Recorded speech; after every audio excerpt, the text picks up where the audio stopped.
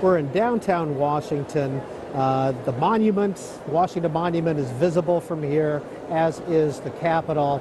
But we are inside at the convention center. Coming up next, in about an hour or so, you'll see Richard Moe talking about FDR. After that, Peniel Joseph will be talking about his most recent book on Stokely Carmichael. Those are some of the live events that you'll be seeing. But right now, we're pleased to be joined by Michio Kaku. The Future of the Mind is his most recent book. Here is the cover. Now, Dr. Kaku, in this book, you write that we've learned more about the human mind in the past 15 years than in all of history. Why is that? Because of advances in physics, we can now go right into the thinking brain and see thoughts ricocheting like a ping pong ball right inside the mind, and realize that we're entering the golden age of neuroscience, where things that were once considered impossible, even preposterous, we can now do. Telepathy, telekinesis, recording memories, perhaps even photographing a dream, controlling computers with the mind, controlling robots with the mind. We've done it. We've been there. We've done all these things in the laboratory. How did this happen? How did this occur in the last 15 years? Well, the brain was historically a black box. We didn't know what was inside the brain. There was only speculation like Freudian psychology or behaviorism. But now, because of physics, you see, radio can go right through the human brain as if there was nothing there. And now with MRI scans, we can look at blood flow swishing around the brain, and then we can begin to look at all the old wives' tales, the theories of Sigmund Freud, and we now know that some of those theories were correct. Some of it was, of course, incorrect, and we can now then use computers to decipher the blood flow to create a picture of what you are thinking about. This is amazing. If you think about the Mona Lisa, we can now put your head inside an MRI scan, have a computer look at all the blood flows, and then reconstruct a picture of the Mona Lisa. In fact, when you fall asleep in that MRI machine, the machine just keeps on plugging away and prints out your dream. One day we'll wake up in the morning and see the dream that we had the previous night. Dr. Kaku, though, MRIs are relatively old technology anymore, isn't it? Yes, but now we can have snapshots of the brain, almost like in motion picture. We couldn't do that before. The first MRI machines, we got basically still pictures. Still uninteresting pictures. Yes, it is the human brain, but nothing much is happening. Now we can see the blood flow, which mimics electrical activity. Realize that your brain uses about 20 watts of power, and yet it would take a supercomputer the size of a city block to reproduce what your brain does. So when someone calls you a dim bulb, that's a compliment. Michio Kaku is our guest here on Book TV at the National Book Festival. Numbers are up on the screen. If you'd like to dial in and talk with Dr. Kaku, 202 is the area code, 585-3890. If you live in the East and Central time zones, 585-3891. For those of you out west, go ahead and dial in. Now, if you can't get through on the phone lines and you'd like to ask a question or make a comment, you can do so at Twitter, twitter.com/booktv, or you can make a comment on our Facebook page, facebook.com/booktv. Here's his most recent book, The Future of the Mind. Now, we think of science fiction and some of the things that they do in science fiction. Are those possible today? Yes. The internet, for example, of the future could be a brain net whereby we send memories, sensations, feelings on the internet, not just simple text messages. Think of it. Teenagers are going to go crazy putting the memories of the senior prom, the memories of their first kiss on the brain net of the future. We can now do that with animals. We can actually record a memory. You train a mouse to do a certain thing. We record the impulses across the hippocampus, reinsert it back in when the mouse forgets the task, and the mouse remembers. We're going to have a brain pacemaker for Alzheimer's patients. People with memory problems will be able to push a brain pacemaker and remember. And now the Pentagon, just last week, announced a new initiative whereby GIs with brain injuries will be able to not only control mechanical arms and legs, but also have memory enhancement for those people injured in Iraq and Afghanistan. This is big. Now, what's the actual technology that can remember a memory or record a memory? Here's how it works. When you remember a task, the hippocampus, which is at the center of the brain, which is about that big, has electrical activity that records the memory. We now tap into it. We put 2 electrodes at both ends of the hippocampus and tape record what goes back and forth. We don't know what it means, we just tape record it. After the mouse forgets the task, we reinsert that memory into that mouse or another mouse, and bingo. On the first try, the mouse remembers. Next will be primates. Primates are now going to have their memories recorded very soon, and after that, a brain pacemaker for Alzheimer's patients. And who knows, in the future, perhaps we'll upload the memory of a vacation that we never had. Now, Dr. Kaku, one of the things you write about in the future of the mind is something that's become in the popular lexicon because of the Big Bang Theory, the dead cat, live cat theorem. What is that, and what does it mean? Well, I'm a quantum physicist, and we realize that at the level of atoms, you don't really know where the electron is. The electron could be spin up, spin down. Now, we're made out of atoms, which means that in some sense, are we really alive or are we dead? You have to make an observation to make sure of whether or not a cat, for example, is dead or alive. If you don't make the observation, the cat is neither dead nor alive. You're in this nether quantum zone, and that's called quantum consciousness. That is, it takes a conscious being to determine whether or not you're dead or alive by looking at you. Now, at this point, if you think I'm crazy for mentioning that you could be neither dead nor alive, realize that Einstein thought this was ridiculous, but Einstein was wrong. We measure this every day in the laboratory with electrons. But when you apply it to humans, that's when you get a headache. Kevin is calling in from Michigan. Kevin, where in Michigan are you calling in from? And then go ahead with your question for Dr. Michio Kaku. I'm from Sault Ste. Marie, Michigan, and I was wondering if he had heard any new updates on Fukushima. Had done some reading and seen that they were having some problems with horses dying on the California coastline recently, and it was supposedly nobody could pinpoint what was causing the problem. I'm not sure about that. What is he talking about? Kevin, once again, you're talking about porpoises dying on the California coast. Where? Horses, some race horses. There's been a race horses. Yeah, I'm not familiar with that. Sorry. All right. Thank you very much, Kevin. Sorry about that. Michael in Florida. This is Book TV, and you're on with Michio Kaku. Hi. Michael in Florida. We're going to move on to John in Illinois. John, where in Illinois are you calling from? Elgin, where they used to make the watches. Please go ahead, sir. Understanding is that the study of remote viewing. We're listening, sir. Please go ahead with your question or comment. I think we lost him. I think we did too. We're going to try that again. 202 is the area code, 585-3890 in the East and Central time zones, 585-3891 for those of you in the Mountain and Pacific time zones. Dr. Kaku, what does this portend for mental illnesses, something else you write about in the future of the mind? You know, the politicians have gotten wind of it, and President Barack Obama and the European Union have pledged $1 billion to map the human brain. What's the payoff? The payoff is to understand and perhaps cure mental illness. Realize that there are tens of millions of Americans at any given time suffer from some form of mental illness, but we don't know why. Schizophrenia, bipolar disorder, Alzheimer's, Parkinson's. We're children in beginning to understand schizophrenia. However, when someone hears voices because they're schizophrenic, the left part of your brain lights up when you generate voices. We all do this when we talk to ourselves. But these people are unaware of the fact that the left part of the brain is generating a voice. So the front part of the brain, the conscious brain, does not understand what the left part of the brain is generating, and that's what we call madness. We can now quantify what madness is.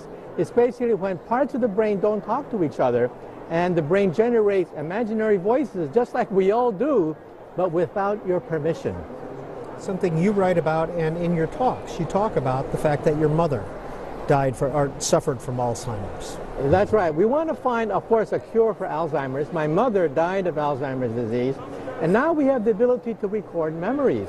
And that's why the Pentagon is now looking at this very seriously because of the brain-injured veterans, the wounded warriors from Iraq and Afghanistan, and they've even set a timetable, 4 years. They hope to have some kind of device which will give them memory enhancement.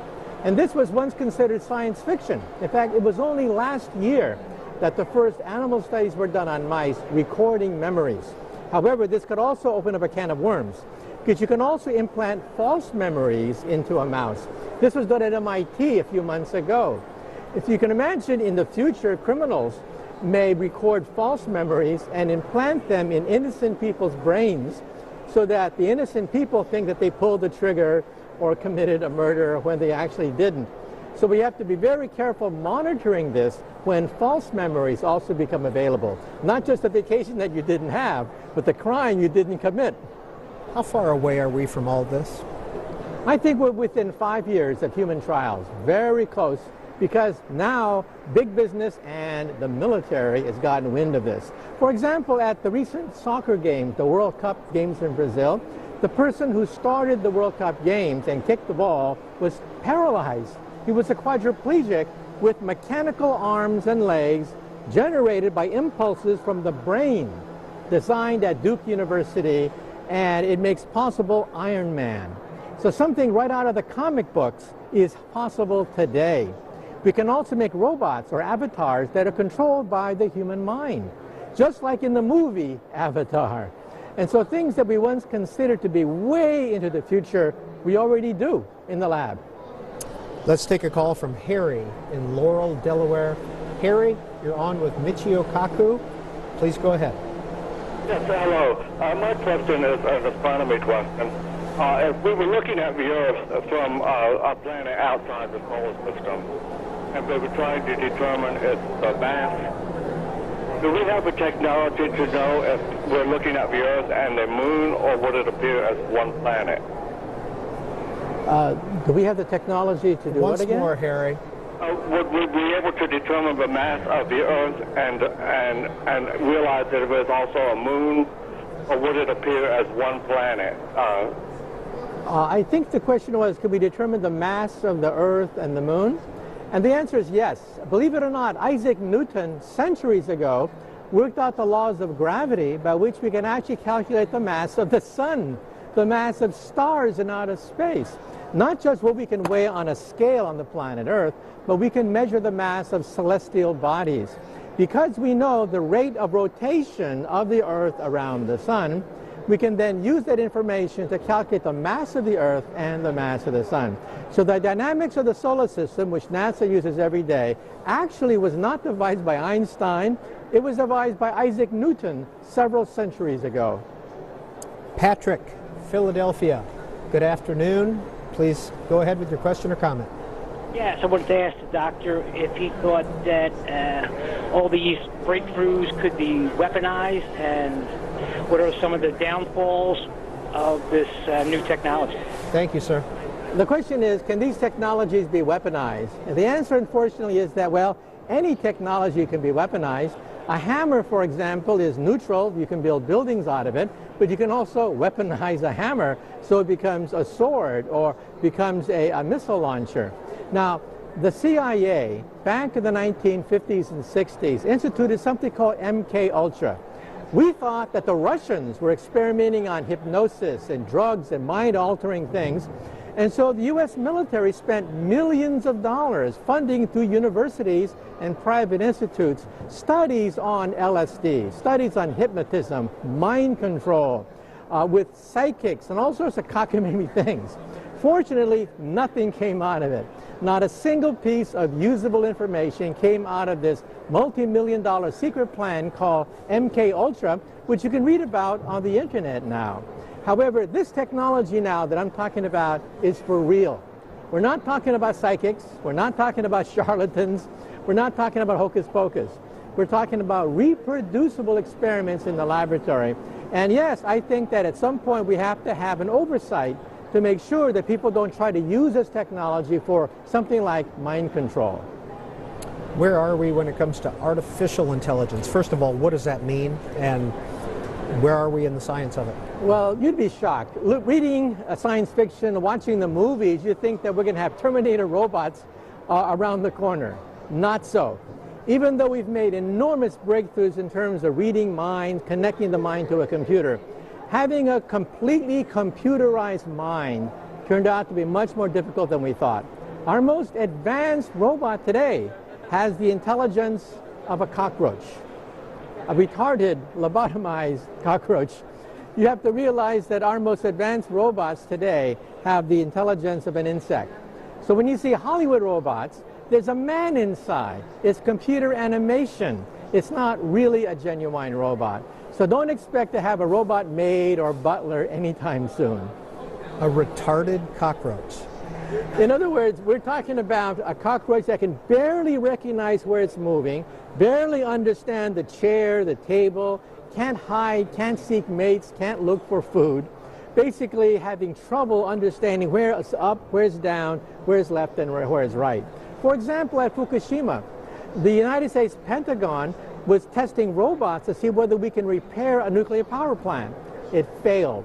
Robots were incapable of making the simplest repairs at Fukushima. So the military has now created a challenge, a DARPA grand challenge, to create a robot that can make simple repairs, turn screwdrivers, turn valves at the Fukushima nuclear power plant.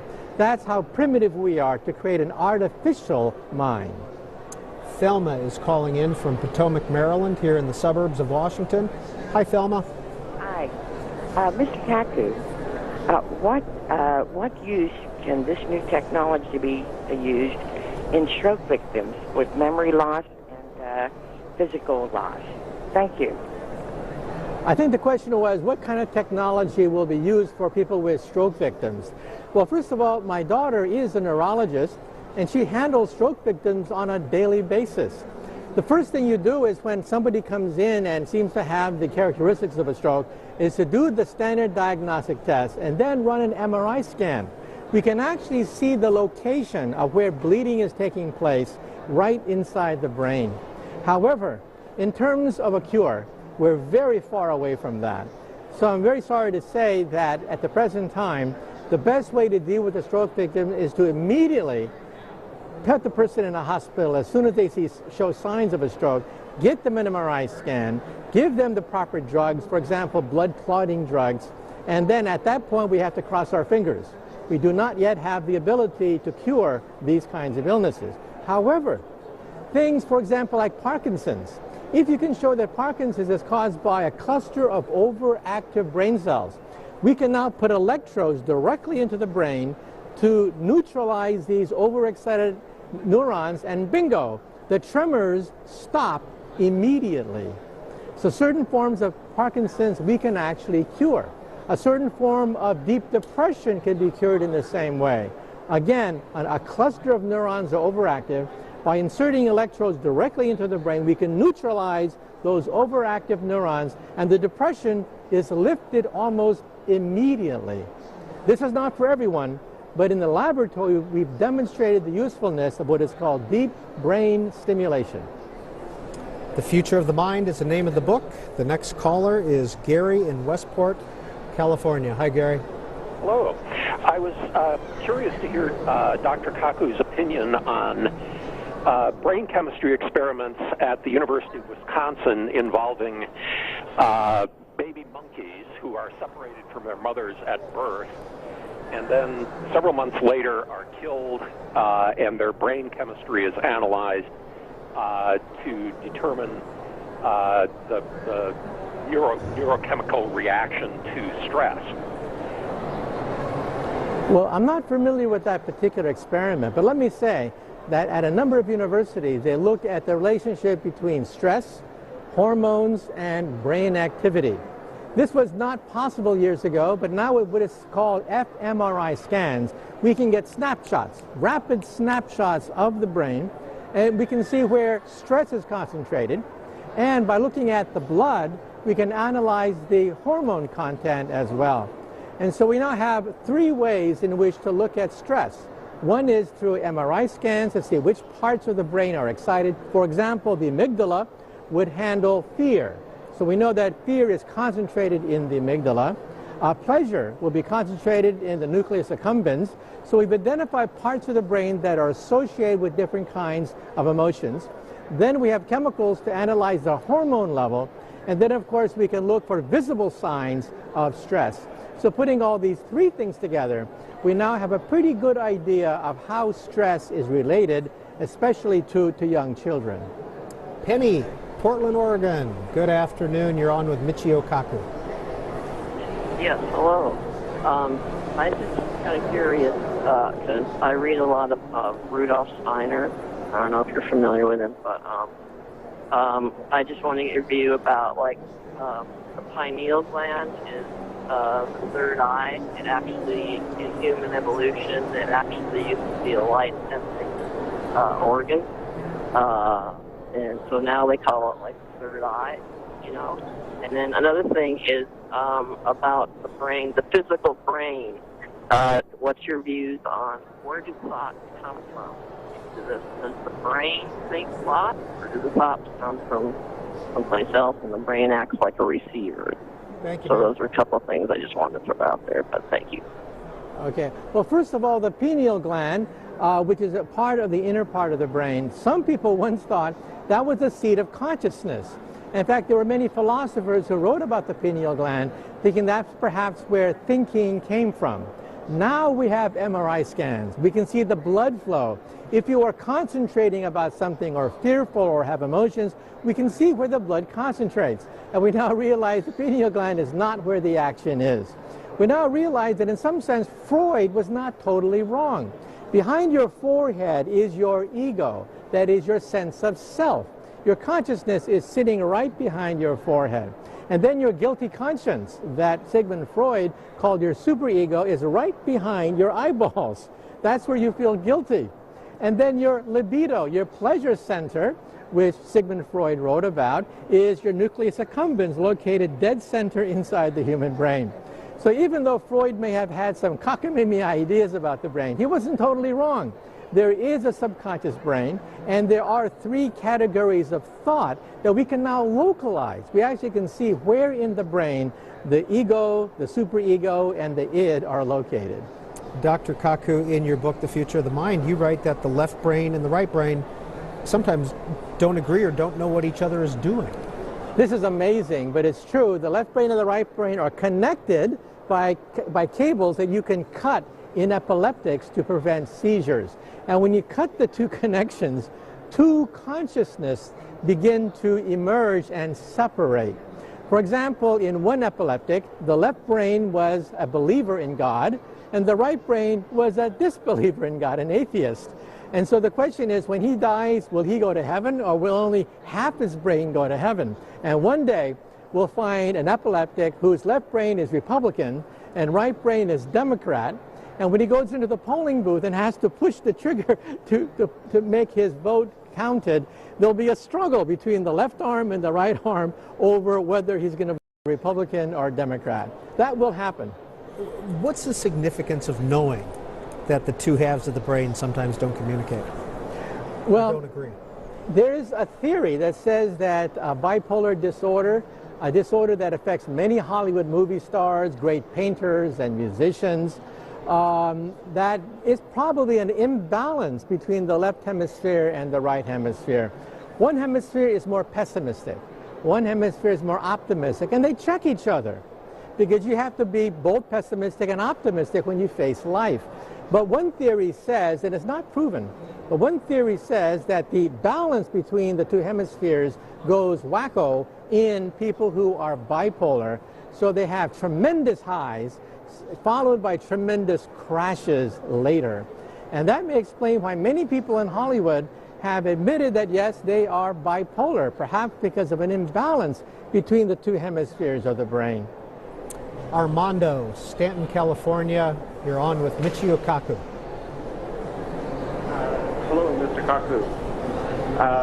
My question is regarding the Higgs boson particles and whether not finding any spin on the boson includes string theory, and what your thoughts on that might be. Okay, first let me break that thought down. First of all, string theory is what I do for a living. That's my day job. That's what I get paid to do. And we think it's a theory of everything, the theory that created the universe itself. And we think that at the beginning of the universe, there were particles like the Higgs boson that gave birth to the modern day universe that we see today. So all of us, in some sense, are children of the Higgs boson. But string theory predicts more than that. It also predicts a new generation of particles called sparticles. Sparticles are superparticles, particles beyond the Higgs boson, and we hope to find them with the Large Hadron Collider. So in summary, there are two great theories and mysteries of the universe. First of all, the first great mystery is the creation of the universe, but the second great mystery is the creation of the mind. These are the two great frontiers in all of science.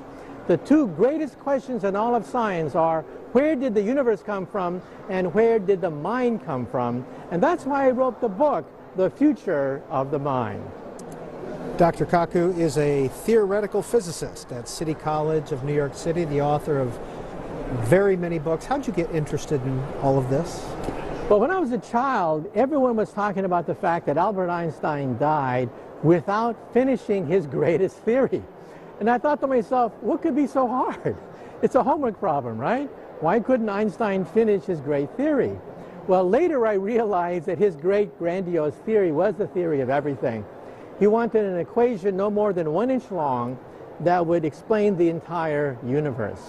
So I said to myself, that's for me. This is greater than any murder mystery. I wanted to complete Einstein's dream of a theory of everything. And today we have string theory. String theory is the leading, in fact, only candidate for a theory that explains the universe, stars, planets, galaxies, people, maybe even love. Is it provable? Well, we have the Large Hadron Collider. It is 27 miles in circumference, costing $10 billion. And we just found the Higgs boson recently, but the next generation of particles are predicted by string theory. Sparticles. If we find sparticles, that could almost nail it to the wall. And that's why I'm crossing my fingers, hoping that the next generation of particles that we discover are the superparticles that created the universe itself. We think that was the fuse, the match that lit the Big Bang. Jennifer, Del Rio, Texas. Go ahead with your question or comment. My question is, and what an honor, thank you so much for hearing my call.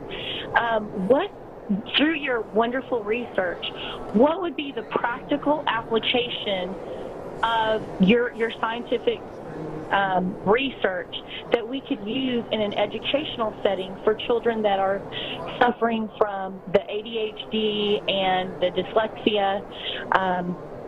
Is there any practical application that we can use more recently, like something that we can use sooner rather than later, to help these children? That's Jennifer. Okay, well, first of all, you mentioned education. I think in the coming decades, we will have a library of souls. Not just a library of books of people that died a long time ago, but a library of memories, sensations, histories, expressions, sensations of people that died long ago. One day, for example, perhaps we'll go to the library and talk to someone like Albert Einstein, talk to someone like Winston Churchill, because his memory circuits, personality, and experiences are all there. Now, that's, of course, further down the line. But even closer now, we still have to confront the fact that there are a lot of mysteries of the brain. We don't know what autism is, for example. We are children when it comes to understanding dyslexia and simple learning problems. However, we now be able to see how the disorders actually occur in the brain. By looking at blood flow of the brain of autistics, we can actually begin to understand how it's manifested, why there's this abnormality. But is there a cure or a magic bullet? and unfortunately, we're not there yet. So in other words, we are entering the golden age of neuroscience. But in terms of practical applications for children today, that's not here yet. But we hope to have it in the coming years, but it's not ready yet. Next, Tom in Springfield, Missouri. Go ahead with your question or comment. Yes, I would like to ask Dr. Kaku, in 2011, I read IBM scientist was saying that by 2020, IBM would produce a computer that can mimic the functionality and computational ability of the human cortex. What does that mean in a layman's understanding, of what that means that it would mimic the human cortex? Thank you very much for all your writings. Okay, it turns out the computers are getting more powerful all the time. We have something called Moore's Law, which says the computer power doubles every 18 months. And at the present time, our largest supercomputer, based in Livermore National Laboratories in California, where we design hydrogen warheads, by the way, our largest computer can mimic the thinking of a mouse for about a minute or so. So that's the limit of what we can do reliably. Mimic the thinking abilities of animals just for maybe a minute or so. But it's only a matter of time before we can mimic the thinking of a rabbit, and then beyond that, perhaps a dog or a cat, and perhaps after that, a human. But to mimic the complete thinking process of the human mind, I think is still going to be many decades away. So I think by 2020, we will be able to mimic parts of the human brain, but the full human brain, in all its generalities, I think will take many decades after that. So in other words, don't think that any robot is going to replace us anytime soon. However, by the end of the century, who knows, you can't rule it out, that we may have robots perhaps as smart as us, in which case they might even be dangerous. I think we should put a chip in their brain to shut them off if they have murderous thoughts. Well, you include in the future of the mind, though, the fact that Watson won Jeopardy. Right. Is that a big deal? Well, there is a computer built by IBM called Jeopardy that beat two humans on Jeopardy. However, it's an adding machine, a very sophisticated adding machine. It has no consciousness. You can't slap it on its back and say, "Congratulations, Jeopardy, you just won, you just beat two humans," because the computer doesn't even know what it just did. It's not even aware of itself.